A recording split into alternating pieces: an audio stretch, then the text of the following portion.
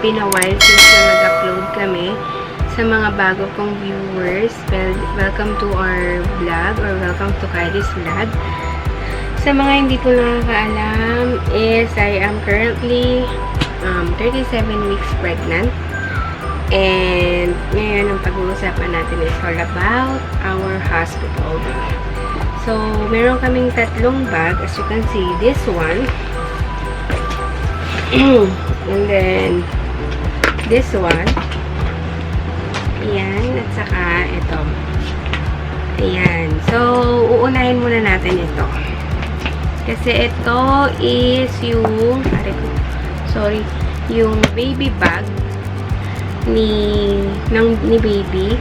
So, dito lahat nakalagay yung mga gamit niya. Nagmaleta na lang kami ng baby bag para lahat ng gamit ni baby is kasya dito. So, pag in-open siya,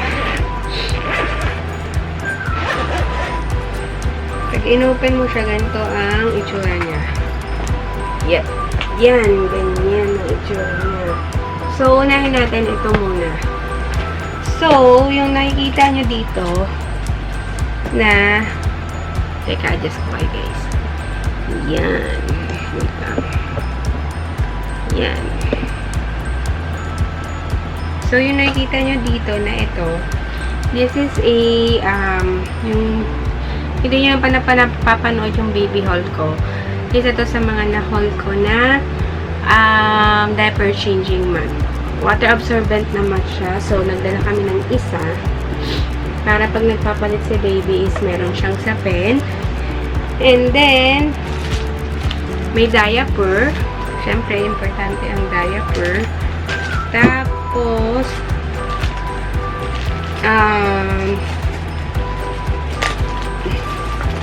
cotton. Importante ito kasi pag sa paglinis ng pusod ni baby at saka kung ayaw niyang gumamit ng wipes para punasan yung poop niya, pwede ito. Cotton with warm water. Pwede yan. And then, some clothes ni baby. Yep. So, dito naman sa kabila, ito, mga damit to lahat ni baby. So, ayan. Nagdala ako ng tatlong set ng damit.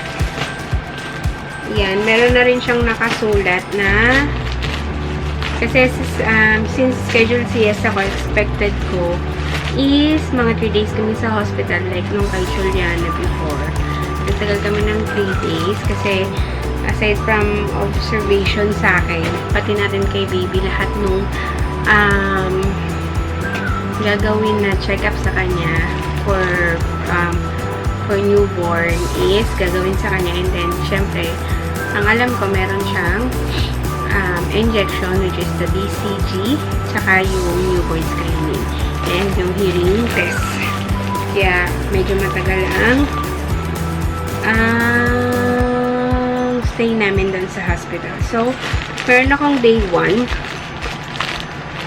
Yan, ito yung day 1 namin. So ang nakalagay lang dito guys, hindi ko na siya i-open. Pero, sige. Open natin para maano nyo. Ito lahat, guys. Nalaban ko na ito. Saka na-iron ko na. Yan. Nagdala ako ng just in case na ano, baka pwede nila mittens. Dalawa yung nilagay ko dito na damit ni baby. Mittens. Tapos, booties. Ito, guys. Turn na to. Yan. And then, this one. Tapos, yan. Pwede to. Ito kasi pang newborn talaga siya, guys. Tapos, ano na siya. Pwede siyang all the way na unbutton. Para mas madali isuot kay baby. Or, meron akong isa pang set dito ng clothes, which is meron din siyang mittens, booties, cap, tapos long sleeve na tie side, ay short sleeve na tie side. Ayan. thigh side. Tapos, pajama. And yung receiving blanket niya. Ito yung nasa day 1. Ayan, balik ko lang guys.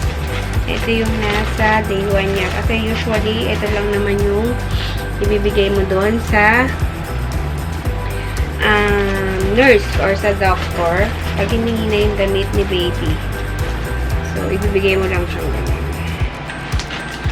Pang-set mo siya. Wait.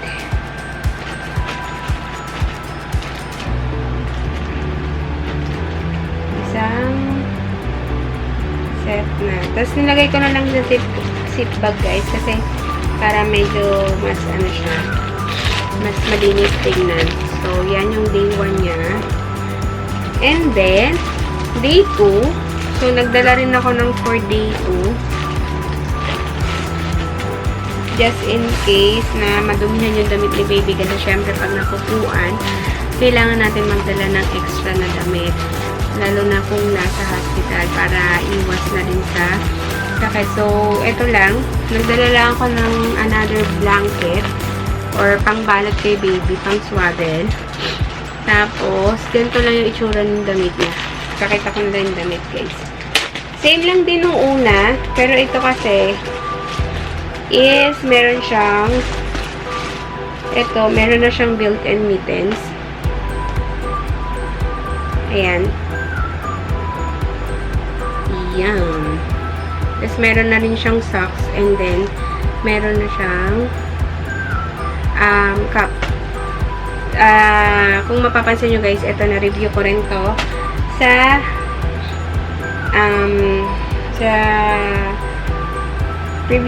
previous ko na vlog, which is yung baby haul. Ililink ko na lang sa description box sa mga hindi pa po nakakapanood nung baby haul ko. Ayan. Ito, dalawa lang din yung dinala ko. Just in case lang. Yep. And then, ito. Overall lang to guys. Yan. May kasama siyang sombrero. Tapos built-in mittens na rin siya. So, ito. Tapos, isang receiving blanket ulit. Just in case na madumihan yung damit ni baby. Ayan.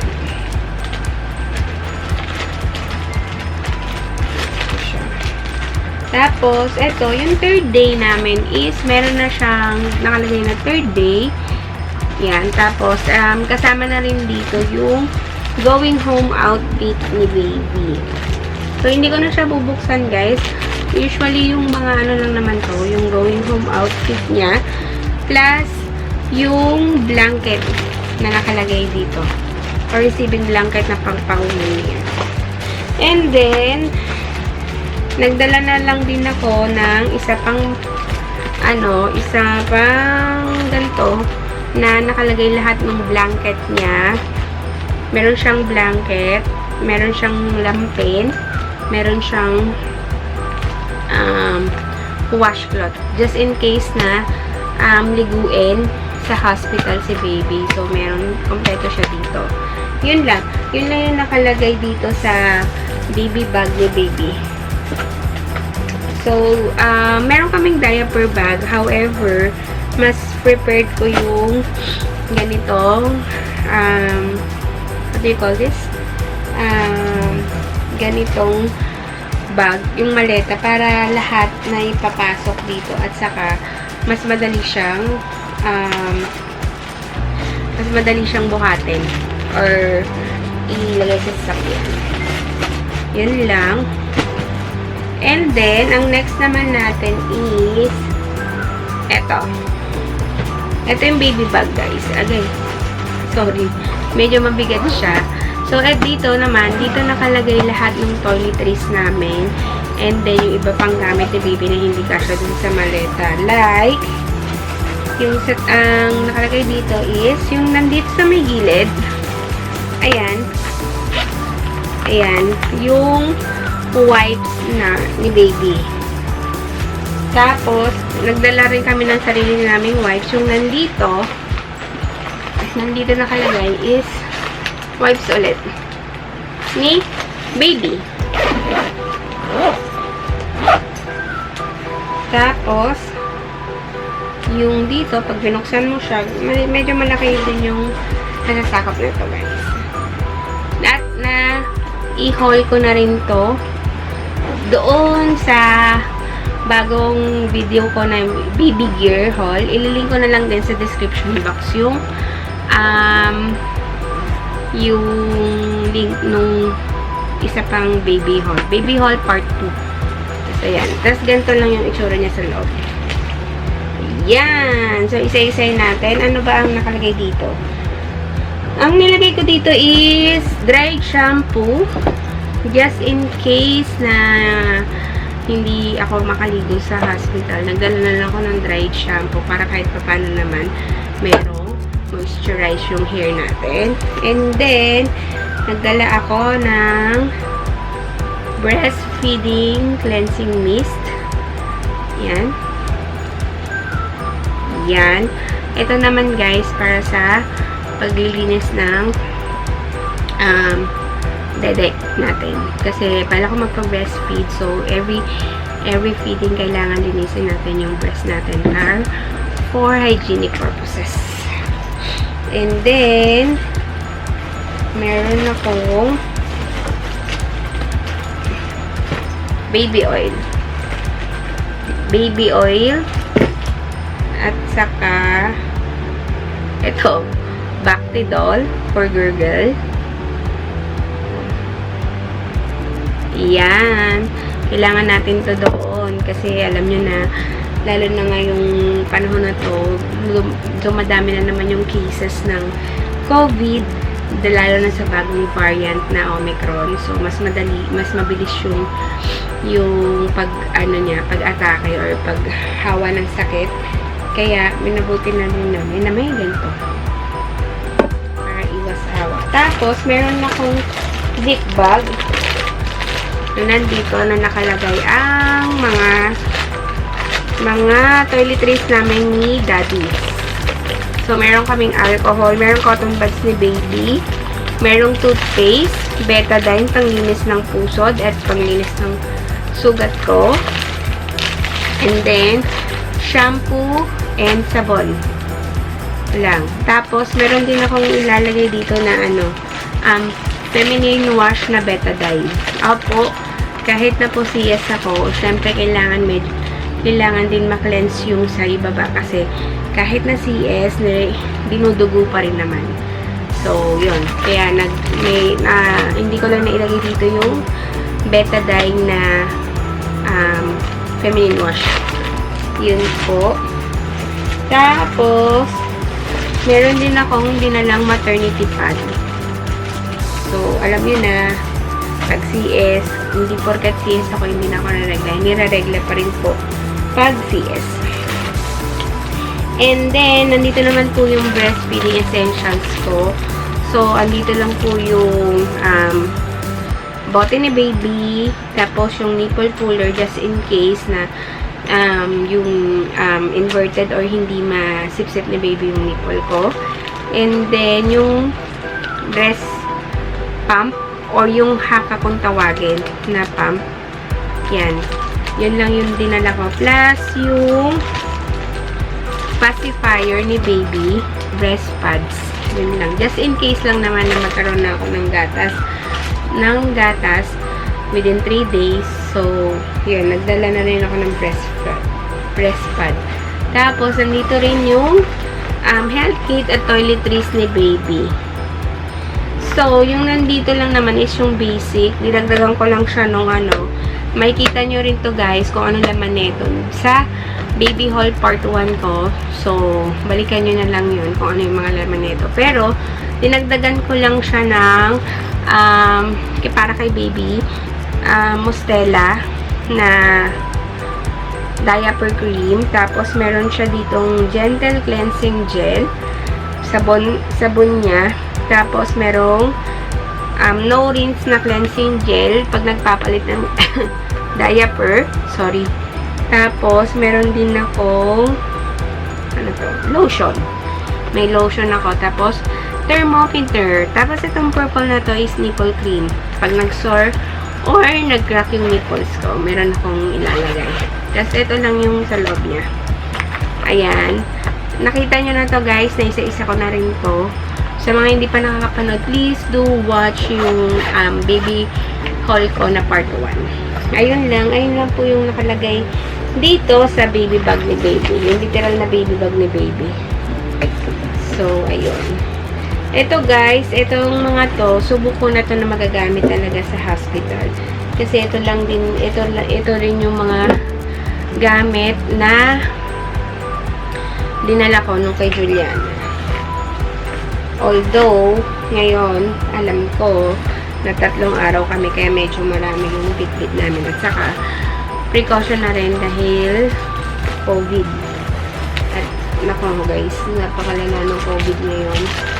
Parang halos lahat ng tao tinatamaan dahil sobrang bilis ng variant ng COVID ngayon. Next natin is yung maleta, which is yung nakalagay yung, ayan guys, kasi susunod naman natin is yung maleta. Ito siya. So, ayan, pag binuksan mo siya, ganyan po yung itsura niya. So, unahin po natin yung nandito sa walang zipper, yung may Minnie Mouse. Okay? Wait lang, ayos. Ayan. So, yung dun sa pinakita ko kung saan yung unahin natin is nandito yung documents ko. So, nandito lahat. Nakikita nyo naman. Ayan. So, pag binuksan mo to, nandito lahat nung hospital document ko, lahat ng lab na ginawa sa akin, lahat ng test na ginawa sa akin, at sinama ko na rin dito yung na-operahan ako sa gallbladder. So, nandito yung ultrasound ni baby, plus yung mga laboratory na pinagawa sa akin ni doktora, plus yung document na kakailanganin sa hospital, like yung birth certificate, and yung PhilHealth. Yun lang naman yung kailangan sa hospital. At saka, yung dinala, just in case na kailangan, dinala ko na rin yung documents ko na nung naoperahan ako sa gallbladder.